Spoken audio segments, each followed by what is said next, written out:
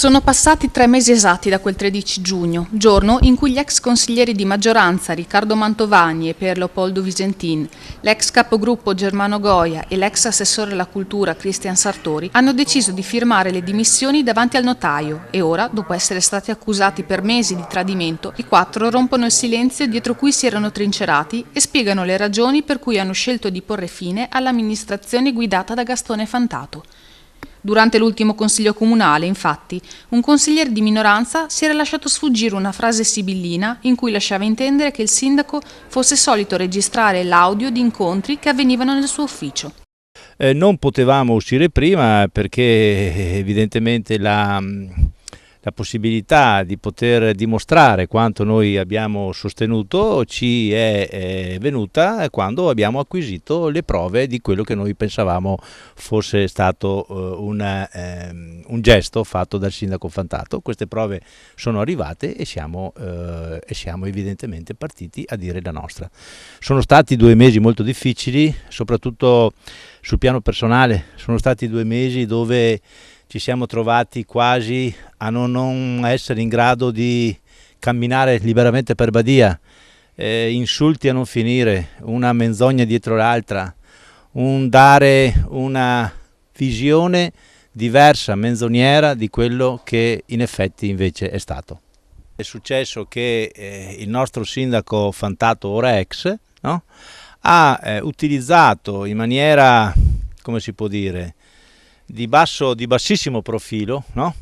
Un'attività di registrazione all'interno del palazzo comunale, all'interno del suo ufficio, all'interno di una sorta di confessionale di Santa Santorum e registrando persone, registrando consiglieri comunali, registrando impiegati, registrando imprenditori, registrando professionisti, questo senza che nessuno di questi evidentemente sapesse quello che stava accadendo.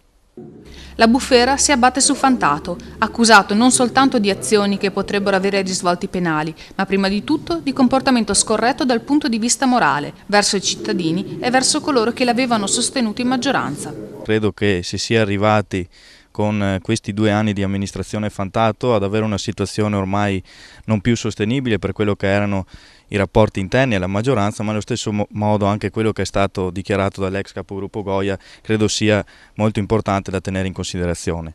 La lista Fantato si era data alcuni obiettivi fondamentali da dover portare avanti e tra questi vi era la rinascita morale della politica a Badia Polesine, una rinascita morale che doveva partire da comportamenti corretti da parte di tutti gli amministratori, trasparenti e che fossero quindi in grado di avvicinare nuovamente la cittadinanza a quella che era la casa di tutti, ovvero il comune e il municipio. Noi con questi nuovi atti di cui siamo venuti a conoscenza compiuti dal sindaco siamo ad oggi a ricordare che non sono stati assolutamente e moralmente accettabili questi comportamenti. Se questa è la rinascita morale di Badia, crediamo e siamo convinti ancora oggi che la scelta migliore sia stata quella di mandarlo a casa e di dare di nuovo la parola agli elettori per poter fare in modo che essi scelgano la persona più adatta per amministrare Badia e che ci sia una vera rinascita morale che parte anche dai giovani. Questo non è un esempio, credo, e mi sento in qualità di ex componente della consulta giovanile e responsabile di poter dire che i giovani non devono seguire esempi di questo tipo. Ma soltanto ora gli ex consiglieri comunali hanno avuto le prove di ciò che li ha spinti a far cadere l'amministrazione Fantato, dopo che Sartori, Goia e l'ex presidente dell'UDC Gino Ponzetto hanno ricevuto a casa un plico anonimo contenente un CD con la registrazione di un colloquio fra Fantato e Ponzetto. Quello che è successo è stato un atto grave, è stato un atto che noi abbiamo compiuto in coscienza per il bene del Paese, perché quando siamo venuti a sapere, e lo siamo venuti a sapere nel Consiglio del 28, perché ci sono state delle frasi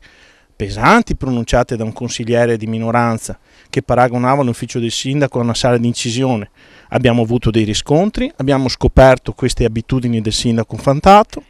e di fronte a ciò non conta, secondo me, la carica, il futuro politico o, come ha detto qualcuno, le indennità di carica che tanto danno fastidio ai nostri cittadini. Conta l'onestà morale. Di fronte a tutto questo, in coscienza, io e gli altri consiglieri abbiamo deciso di mandare a casa il sindaco, perché non era possibile e non era giusto che continuasse a fare il sindaco. Di fronte a chi ci chiede anche oggi come siamo entrati in possesso di queste registrazioni, perché lo facciamo solo oggi? Lo facciamo solo oggi perché abbiamo ricevuto